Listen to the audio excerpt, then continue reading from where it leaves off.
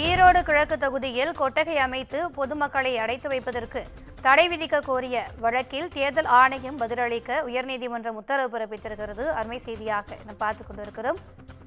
ஈரோடு கிழக்கு தொகுதிக்கான இடைத்தேர்தலானது பிப்ரவரி 2ஆம் தேதி நடைபெற உள்ள நிலையில் அங்கு தேர்தலுக்கான பணிகள் தற்போது தீவிரமாக நடைபெற்று வரக்கூடிய இந்த சூழ்நிலையில் கொட்டகைகளில் வாக்காளர்களை அடைத்து வைப்பதை தடுக்க கோரிய வழக்கில் தேர்தல் ஆணையம் பதிலளிக்க சென்னை உயர்நீதிமன்றம் உத்தரவு பிறப்பித்திருக்கிறது. அண்மை தகவலாக நாம் பார்த்துக் கொண்டிருக்கிறோம்.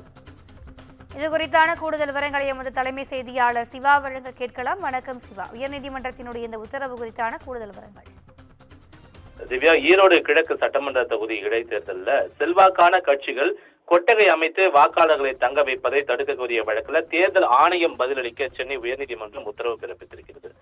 ஈரோடு கிழக்கு சட்டமன்ற தொகுதி எம்எல்ஏவாக இருந்த EVKS இளங்கோவன் காலமானதையொட்டி அந்த தொகுதிக்கு பிப்ரவரி 5ஆம் தேதி இடைத்தேர்தல் அறிவிக்கப்பட்டிருக்கிறது. தொகுதியில வாக்காளர்களை கொட்டைகளில் அடைத்து வைப்பதை தடுக்க தேர்தல் ஆணையத்திற்கு உத்தரவிட கோரி கொங்கு தேச மறுமலர்ச்சி மக்கள் கட்சியை சேர்ந்த ராஜா என்பவர் சென்னை உயர்நீதிமன்றத்தில் ஒரு வழக்கை தாக்கல் செய்திருந்தார்.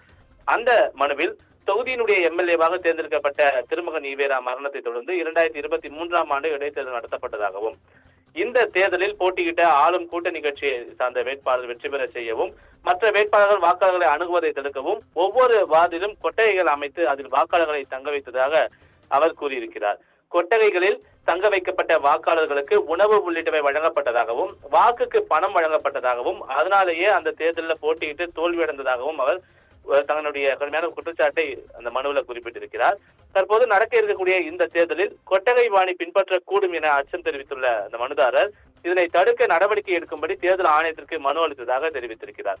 தன்னுடைய விண்ணப்பத்தில் தொகுதிக்கு வரக்கூடிய வெளியாட்களுக்கும் வெளியூர் செல்லக்கூடிய தொகுதி வாக்காளர்களுக்கும் இ-பாஸ் நடைமுறை அமல்படுத்த வேண்டும் எனவும் தேர்தல் முறைகேடுகள் குறித்து புகார் அளிக்க ஆன்லைன் வசதியை ஏற்படுத்த வேண்டும் எனவும் தேர்தல் ஆணையத்திற்கு கோரிக்கை விடுத்திருந்ததாக அவர் குறிப்பிட்டிருக்கிறார்.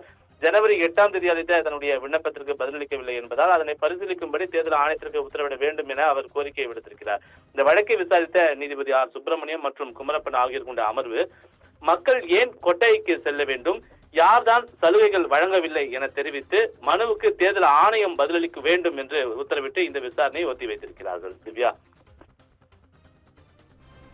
கூடுதல் விவரங்களுக்கு நன்றி சிவா.